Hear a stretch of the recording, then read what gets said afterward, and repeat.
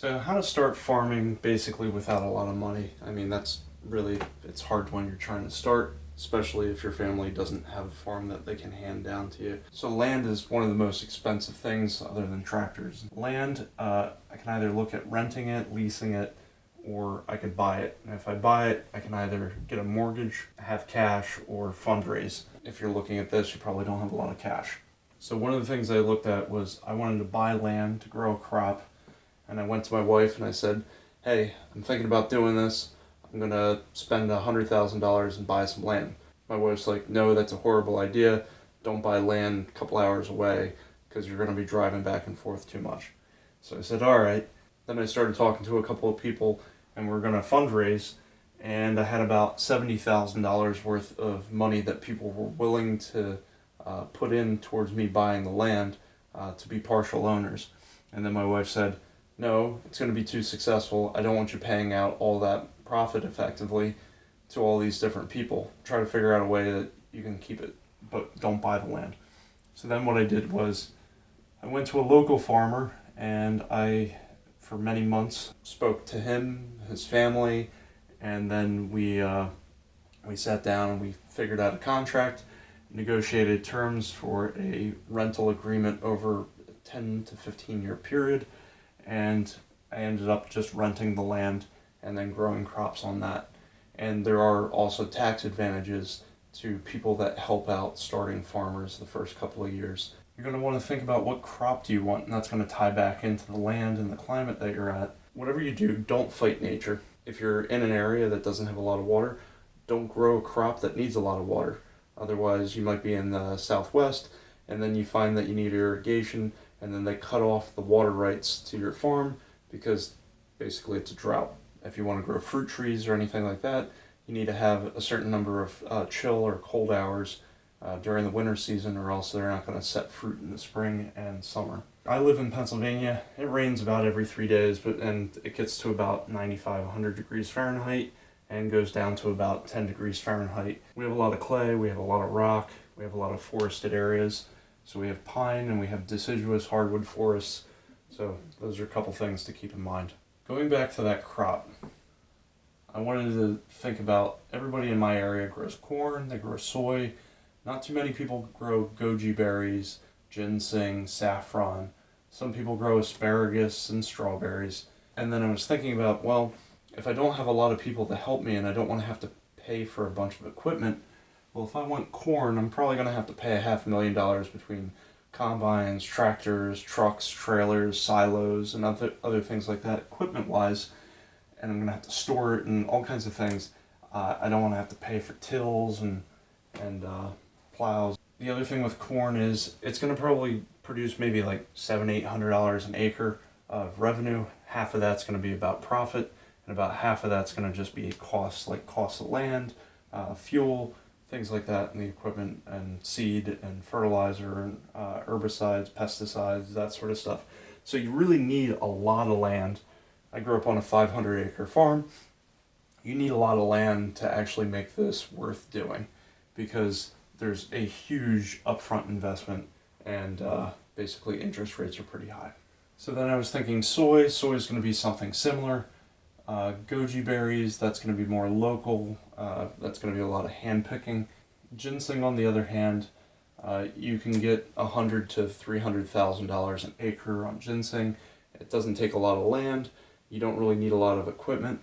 So I ended up growing several acres of ginseng, and I also grow saffron, which is a fall crocus. That's going to be labor intensive to pick the little red pieces out of that. That's most of the cost. Saffron is one of the most expensive spices in the world. I've seen it at the grocery store for $30,000 a pound. Ginseng, if it's a dried ginseng, you're looking at $800 to $1,600 per pound, but it takes 10 years to grow. If you get it where it's looks more like a white carrot, where it grows really fast, like from Wisconsin, it's only like $50 a pound. So I'm growing the more expensive wild simulated ginseng. Asparagus, you might get $2 to $4 a pound for that. I grow a purple asparagus that's much sweeter than the green Mary Washington asparagus. That you're going to take about 2 to 3 years before you start seeing that crop come up, but it'll last for about 20 or 30 years. It'll keep coming up in April and May.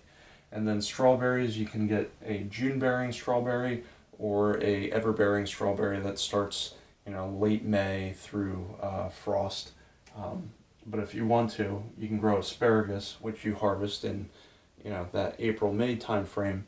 Then that goes to where you let it fern out, and then in June you start harvesting strawberries, and then you could harvest ginseng in, say, September, October, and then you have saffron, which is also in the fall. So you might want to think about what's the time that you need to sell, when do you need to actually pull these crops out of the ground, and are they stable or do they rot and they have to be fresh. So for example, ginseng and saffron and goji berries, I could pull them out of the ground and dry them.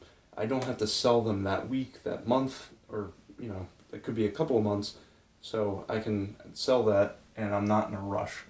Whereas asparagus and usually strawberries, you have a very short window to sell it, otherwise it's no good, so you really have to line those contracts up beforehand. Ginseng grows native to Pennsylvania, as well as about 14 other states where it's harvested. And I'm going to grow wild and wild simulated because that's worth $800 to $1,600 a pound, whereas if I grow cultivated ginseng, I'm only getting like $50 a pound. So that's not really worth my time. It's very labor intensive. Yes, you get paid back in about 5 or 6 years rather than 10 years, but I'd rather do the work where I plant fields and just let it go naturally without spraying herbicides, pesticides, fungicides, and all of those things. To do that, I needed about $1,000, maybe $1,200. I had to buy a leaf blower, some chainsaws, brush trimmer. You're looking at probably about $100,000 to $300,000 profit over a 10-year period. Per acre, you're looking at about a $3,000 input cost, between about maybe $2,000 for the seed that you use and about $1,000 or so just to get the equipment. Now, after you buy the equipment, whether you plant 1 acre or multiple acres, you still use the same equipment, but you're still going to need probably about $2,000 or so in seed. Ginseng grows where it's shaded. It uses north-facing rocky hills, or it doesn't need to be rocky hills. I like this because I can utilize basically junk land that nothing else can grow on that works really well. Basically helping a farmer make more money by paying them an annual rent fee. So it's coming out to about $100 per acre per year for rent, and I lock that in for maybe 15 years. And the other thing I help the farmer out with is I would give a quarter of all profit to the farmer, whatever I get at the end. So that way I'm not paying a lot of money up front, so if it doesn't work, oh well, I lost some money, but it's not a ton of money. I didn't have to buy the land itself. But if it does work, I get 3/4 of the profit, and the farmer, for helping me out, they get to keep a quarter. It's a good win-win for both of us, and it's on land that they can't really use anyway. And the other thing with partnering with a current owner is sometimes they have a lot of the equipment already, so instead of you buying tractors and buying like land clearing equipment, they can help you out with that, and they have a vested interest in that. It's also another set of eyes to keep an eye on the property to make sure nobody's taking anything or destroying it. In Pennsylvania, we have the Department of Conservation of Natural Resources. They actually provide a list of all buyers of ginseng, which is really nice because I know who my buyer is, and I've already contacted them and made sure what do they want the crop to be before I plant it. So, and they're paying somewhere about $800 to $1,600 per pound dry. You can also give it wet, which is not drying it out. And you're looking at probably 100 to 200 pounds per acre at 10 years. So it's somewhere around $80,000 to $320,000 just in roots. And then you get about 100 to 200 pounds per acre of seed after about 4 or 5 years. It grows a little bit slower when it's in more dense shade. You'll get about $90 to $150 per pound of seed. People that have $200 per pound of seed, they don't sell out every season. I see the sweet spot being around probably $120 per pound. And so that accounts to about $9,000 to $30,000 per acre just for the seeds. So let's talk about cash flow. So here's a cash flow, so money on the y-axis and basically years on the x-axis. So the first year you're planning on probably maybe you're putting 10 or so $1,000 in if you're planting 5 acres, and then you're going to pay some amount of money for rent, and you're going to check basically the land out each year.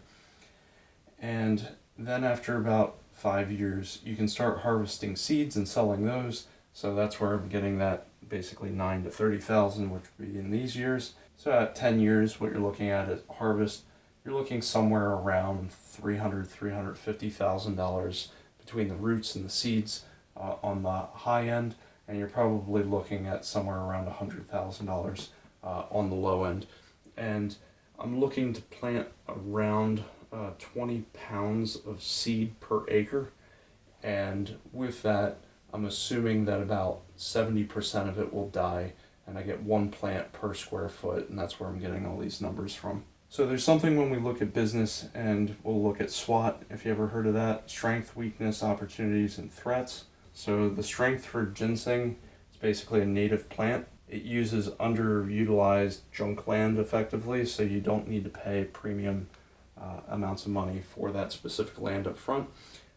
You can also partner with other people that already have land. It doesn't need to be a farmer necessarily, even if you just know neighbors that would be interested in doing this as well. There's also golden seal and things that grow bloodroot similar to ginseng. Weakness, well, it's a long time before you get a return on investment. It takes about 5+ years before you even start to see any money coming back. So you need to be prepared and patient to wait for a long period of time. One of the positives to actually renting land is that the farm stays where it stays, the crop keeps growing, but I can still move where I live. So I lived in a house, moved to an apartment, then moved to a different house, but I still have the farm, I still have the land, it's still growing. And on average, Americans move about once every 7 or 8 years. So keep that in mind when you're trying to grow something for 10 to 15 years. Do you necessarily want to be stuck in that location for the next 15 years? So opportunity, when you look at the internal rate of return, this is somewhere between 40 and 110% year over year return. So if you're looking at the S&P 500, that's something around 10.5%. So 10.5% over the last 30 years, year over year on average. That's why I'm taking this opportunity. And yes, things cost money. I put some money away to pay for insurance and things like that every year.